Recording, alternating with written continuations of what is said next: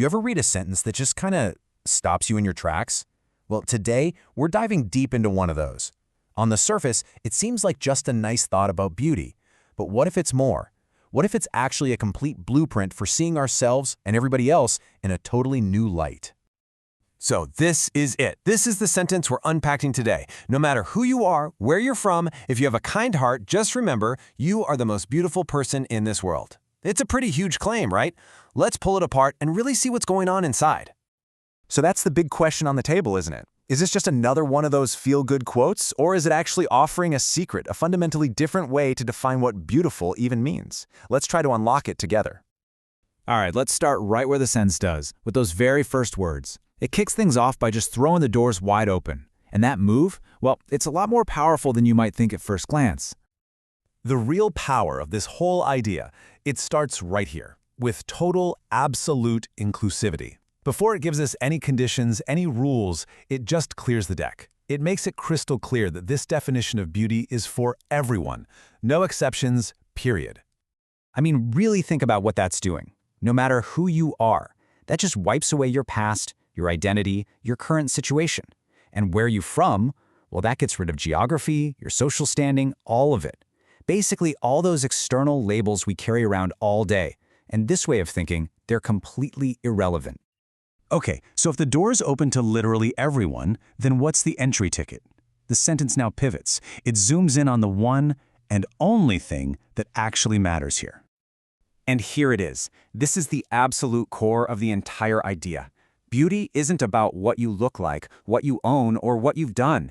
It's defined by one thing and one thing only: the quality of your heart. It's a huge shift from the outside world to our inner world. Just pause on that for a second. We live in a world that bombards us with a million confusing and honestly contradictory standards for beauty. This philosophy just cuts through all that noise and offers just one, a single achievable condition. And the best part? It's something that is completely within your control. The logic is so beautifully simple. There are no extra steps. There's no fine print. It's a powerful, direct equation.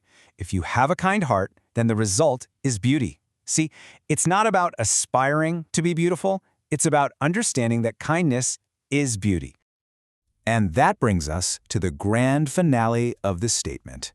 This is where the whole idea comes together and lands with a really bold, maybe even shocking conclusion. This slide just lays it all out, doesn't it? On one side, you have society's usual scorecard: appearance, status, wealth, popularity. It's all external, it's often a competition, and it can be gone tomorrow. But on the other side, you have this one single metric: a kind heart. That's internal, that's not a competition, and that's timeless. And the claim here, it isn't small. It doesn't say, "You're also pretty." No way. It uses the superlative, the most beautiful person in this world. So the point is crucial. Within this framework, having a kind heart doesn't just make you beautiful, it puts you at the absolute pinnacle of beauty. Okay, this brings us to the final piece of the puzzle. And honestly, this might be the most important part of the whole sentence. This is where a nice philosophy becomes a personal practice.